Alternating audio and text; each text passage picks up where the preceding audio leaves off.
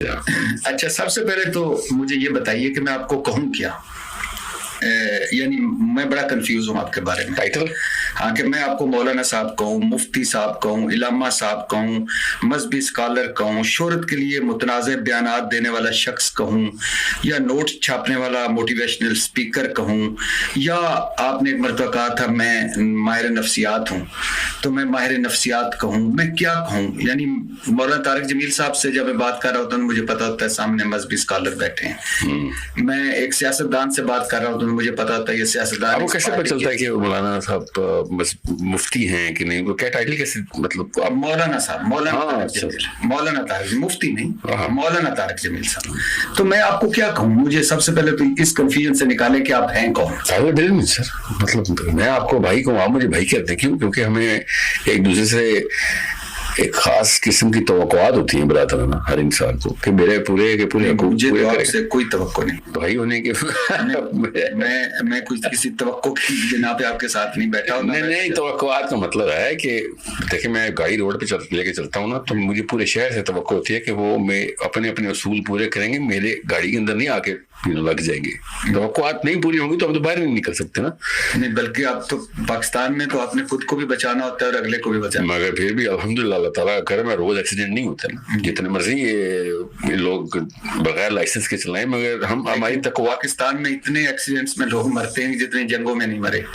نہیں، ایکسیڈنٹس میں پاکستان کی ریٹنگ ٹاپ 10 میں نہیں آتی. اور بڑے بڑے خواہشیں آئے. وائٹ میری کیوں خواہش ہو گئی؟ میں آپ کو یہ بتا رہا ہوں کہ توقعات کے بغیر میں صرف آپ گھر سے بھی نہیں نکل سکتے. نہیں، آپ مان لیا میں آپ کا ڈرائیونگ ٹیسٹ نہیں لے رہا. میں آپ سے پوچھ رہا ہوں کہ سائل ادیم کو میں طالب علم سر، طالب علم آپ طالب علم؟ جی سر. اور طالب علم اس طرح فتوے دیتا ہے؟ فتوا میں نے کہاں دیا سر؟ طالب علم اس طرح لوگوں کو کہتا ہے کہ یہ ہے یہ ہے یہ ہے یہ ہے. میں ابھی آپ کو بتاتا ہوں، مطلب آپ طالب علم ہے. طالب علم فتوے دیتا ہے نہیں دیتا کا سوال ہے، نہیں دیتا. میں نے کب فتوا دیا؟ میں ابھی آپ کو فتوے لیکن میں آپ سے پوچھنا چاہتا ہوں کہ آپ طالب علم ہیں؟ جی الحمدللہ، اور ساری عمر رہیں گے طالب علم. اور کس گریڈ کے طالب علم ہے؟ یعنی سر میں سیرہ اور اللہ کی کتاب قرآن کتاب اللہ کا اور اللہ کے نبی صلی اللہ علیہ وسلم کی سنبھالنے کا طالب علم ہوں. اور باقی کی جتنی بھی سائنسز جو کہ ساتھ ساتھ مجبوراً پڑھنی پڑتی ہیں، کیونکہ قرآن دعوت دیتا ہے کہ آپ یہ اس کے بغیر یہ قرآن کا تفسیر یا اس آیت کا ترجمہ بھی نہیں کر سکتے. مثال دیں، والسماء والطارق، سورۃ طارق کی پہلی ہے. طارق کیا ہے؟ کہاں ہے؟ آج تک کیوں نہیں مسلمانوں کو چلا طارق کیا ہے، اور اس میں کیوں وہ گرج ہے جو اللہ تعالیٰ نے یہاں پہ بتایا، اور اس کا تعلق کیا ہے اگلی کی 6 آیتوں کے ساتھ. پہلے یہ والی تمثیل دینا کیوں ضروری تھا؟ یہ سائنس کے بغیر نہیں سمجھ آنے والی. سائنس کون سی کہ آپ دیکھیں تو صحیح، اللہ تعالیٰ نے کہا ہے النجم الثاقب. کون سائنس کے بغیر آپ ستارے تو نہیں دیکھیں گے نا. یہ خاص ستارہ کون سا ہے؟ میں مثال دے رہا ہوں. تو ہمیں وہ پوری سائنسز، ایک صحابی نے قرآن کے بارے میں خود اپنی حدیث حکم کروائی کہ میں خود 104 علوم کو جانتا ہوں جو صرف قرآن پاک میں ہیں. مجھ جیسا بندہ، مطلب اس کا مطلب یہ ہے کہ اور بھی زیادہ ہوں گے، وہ 104 تک پہنچے تھے. تو بغیر ان علوم کے تو نہیں قرآن سمجھ آنے والا. اللہ کے نبی صلی اللہ علیہ وسلم کی حجت الوداع کے اوپر آخری خطبے پہ کیا حدیث ہے، وہ اتنی بڑی حدیث ہے، اس کے بعد آپ کا پورا پرسپیکٹو بدل جائے گا. اللہ کے نبی صلی اللہ علیہ وسلم نے ارشاد فرمایا، اور کس سے؟ تمام تر صحابہ کو اکٹھا کر کے، پورے عرب کو اکٹھا.